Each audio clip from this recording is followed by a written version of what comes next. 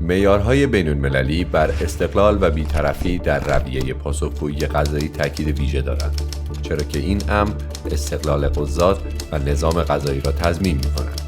در این راستا دولت‌ها باید اقداماتی را اتخاذ کنند تا ترکیب اعضای این نهادها نماینده واقعی جامعه بوده و در عین حال به نهادهای سیاسی متکی نباشند.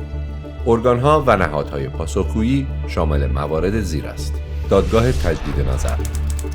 دسترسی به تجدید نظرخواهی سازوکار اصلی پاسخگویی اولیه است، یعنی هر فردی باید حق داشته باشد از حکمی که در مرحله اول بر علیه او صادر شده است از مرجع بالاتر تجدید نظر بخواهد.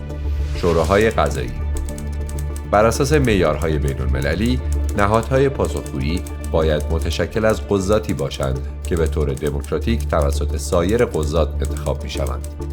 هیچ مقام سیاسی نباید در این روند انضباطی مشارکت داشته باشد. دادگاه‌های عادی طبق قوانین بین‌المللی قربانیان نقض حقوق بشر قضایی یا فساد قضایی باید بتوانند به منظور دریافت غرامت و جبران هر نوع خسارتی از طریق دادگاه‌های عادی صالح، مستقل و بی‌طرف علیه متخلفان شکایت کنند. در برخی از کشورها دیوان عالی کشور یا دادگاه‌های عالی دیگر موظف به انجام اقدامات انضباطی یا عزل قضات دادگاه‌های بدوی میباشد.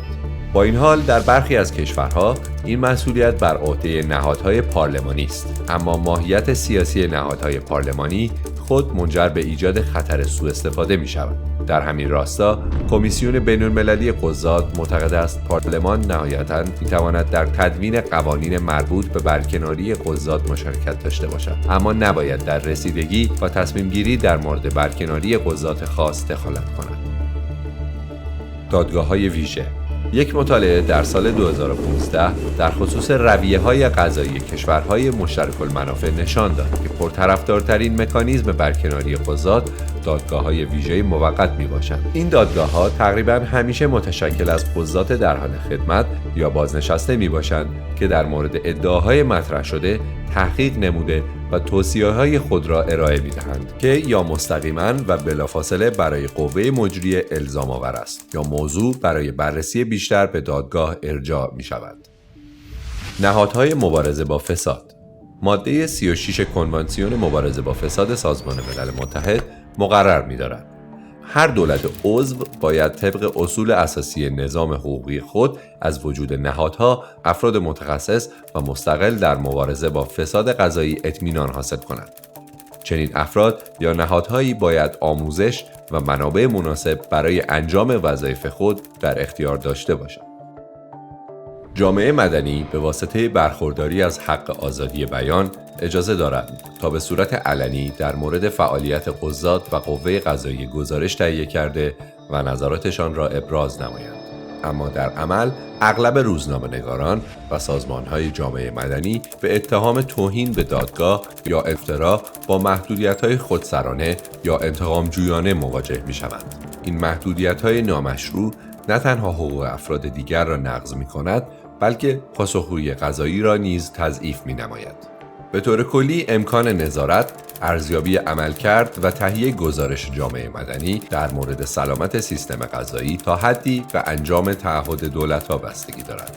تعهداتی مانند تضمین علنی بودن جلسات دادرسی حقوقی و کیفری، تضمین حضور آزاد برای رسانه‌ها و عموم مردم، تضمین انتشار عمومی و علنی تمامی احکام، تضمین حق آزادی بیان، تضمین حق همگان در آزادی تشکل و سازماندهی جامعه مدنی.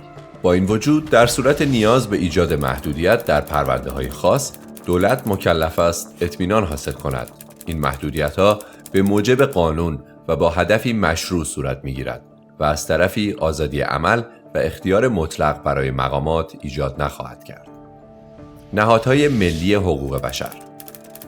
نهادهای مستقل ملی حقوق بشر NHRI معمولاً وظایف متنوعی دارند که می‌تواند مرتبط با پاسخگویی قضایی باشد.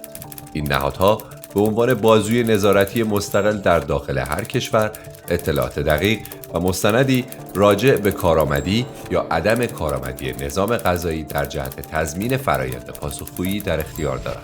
انجمن‌های حرفه‌ای طبق ماده 9 اصول اساسی سازمان ملل، قضات آزادند تا انجمن‌هایی از قضات یا سایر سازمان‌ها برای حفاظت از منافع، ارتقای آموزش حرفه‌ای و حمایت از استقلال قضایی خود تشکیل دهند.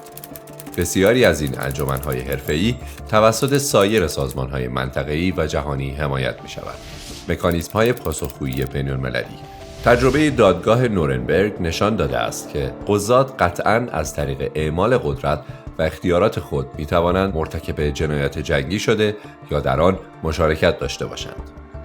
علاوه بر مکانیزم‌های کیفری، مجموعه‌ای از سازوکارهای غیر کیفری نیز وجود دارد که پتانسیل ایجاد نوعی پاسخگویی در قبال مشارکت در نقض حقوق بشر و فساد قضایی را دارند.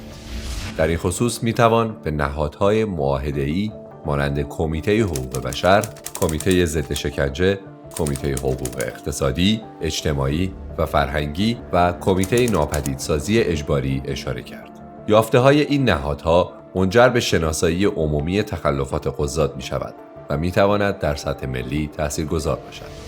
تعدادی از کارشناسان شورای حقوق بشر نیز تحت عنوان رویه‌های ویژه در مورد ادعاهای مرتبط با نقض حقوق بشر و نقش قضات در آنها گزارش‌های رسمی تهیه و برای عموم منتشر می‌کنند.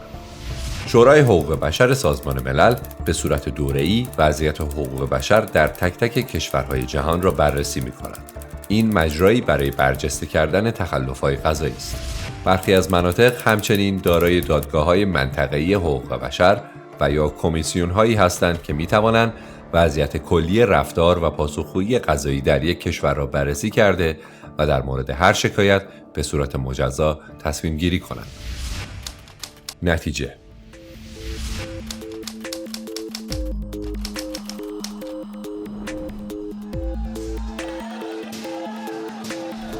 الگوهای اصلی فساد در نظام قضایی کشورهای در حال توسعه عمدتاً به چند شکل ظاهر می شود. دریافت رشوه، مداخله و فشار سیاسی، تهدید قضات و خانواده های آنها. همچنین تضعیف استقلال قضایی ممکن است از مراحل اولیه حرفه‌ای قضایی آغاز شود. به این معنا که افراد همراستا با مقامات حکومتی به عنوان قاضی انتخاب می شوند تا به نحوی در مواقع لزوم این لطف آنها را جبران نمایند. مسئولیت قضایی یکی دیگر از علل اصلی فساد قضایی است. کشورهای در حال توسعه‌ای که در حال گذار از یک دوره نقض گسترده یا سیستماتیک حقوق بشر هستند، با پدیده مسئولیت قضایی گسترده مواجه می‌شوند. زیرا در این موارد معمولاً دادگاه‌ها در تضمین حقوق عموم مردم بسیار ضعیف عمل می‌کنند. فساد قضایی منجر به نقض حقوق بشر و تضعیف حاکمیت قانون می‌شود. در چنین شرایطی افراد جامعه صرفاً خود را با وضع موجود وقف داده، رفتارشان را بر اساس فساد سیستم تنظیم می‌کنند. در نتیجه کمبود منابع انسانی متخصص، رویه‌های غیر اخلاقی، عدم امنیت شغلی قضات در کنار عنب موجود سازوکارهای پاسخگویی موجب ناتوانی دستگاه قضایی در برخورد مؤثر با جرایم و تخلفات گسترده فساد شده است. ایجاد مکانیزم‌های نظارتی کارآمد و شفاف در کنار اراده سیاسی لازم برای تعقیب کیفری و مجازات قضات متخلف یک ضرورت اساسی برای جلوگیری از فساد قضایی است.